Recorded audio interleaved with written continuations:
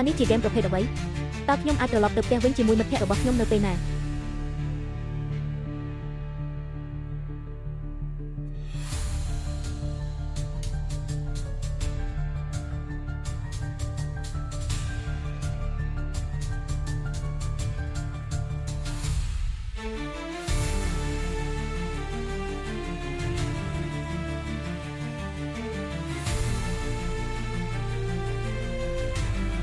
គ្រោងសំខាន់ឥឡូវនេះគួរតែជាពួកម្ចាស់សត្វភូមិទាំងនេះវាគ្រាន់តែជាការចាប់ផ្ដើមប៉ុណ្ណោះតើគ្រោងបន្ទាប់បានដំណើរការទៅយ៉ាងដូចម្តេចហើយអ្វីបានជាខ្ញុំនៅទីនេះវាទាំងអស់ជាកំហុសរបស់ខ្ញុំផ្ដោតអារម្មណ៍ខ្លាំងពេកលើហ្គេមនេះខ្ញុំខកខានសាច់រឿងសំខាន់ហើយខ្ញុំមិនចាំតួអង្គសំខាន់ណាមួយទេជើលូដែលជាវិញ្ញាណដើមដ៏គ្មានគូប្រៀបរបស់ខ្ញុំកូនស្រីរបស់យូហ្គោនិងប៊ូស៊ូចុងនាងបានខ្លាចខ្លួនជាបរិសុទ្ធដើម្បីជំនួសបងប្រុសរបស់នាងត្រូវបានគេបោះចូលទៅក្នុងយ៉ាវក្នុងនាមជាចំណាប់ខ្មាស់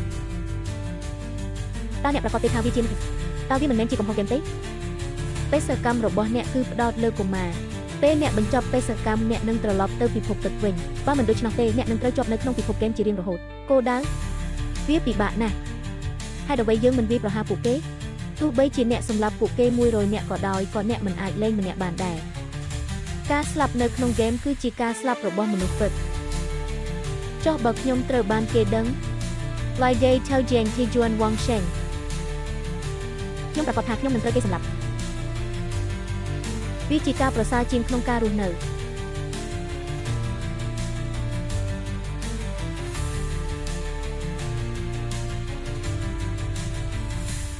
ព្រះឲ្យតើខ្ញុំនឹងនៅតែលេងហ្គេមនេះពេញមួយជីវិតរបស់ខ្ញុំមែនទេ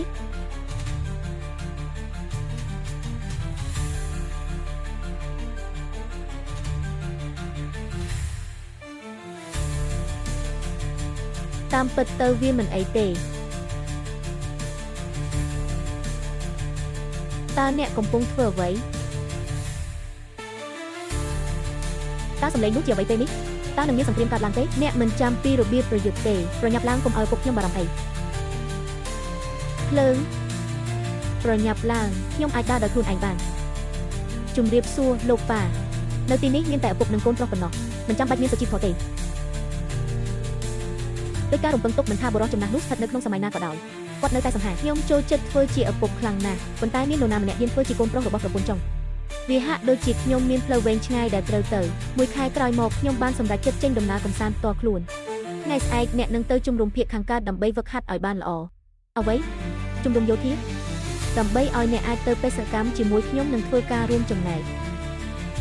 បាទចាសខ្ញុំសុខចិត្តទៅបេសកកម្មជាមួយឪពុកខ្ញុំហើយមិនត្រឡប់មកវិញទេខ្ញុំចង់ចំណាយពេលមួយខែជាមួយបរិសុទ្ធទាំងនេះ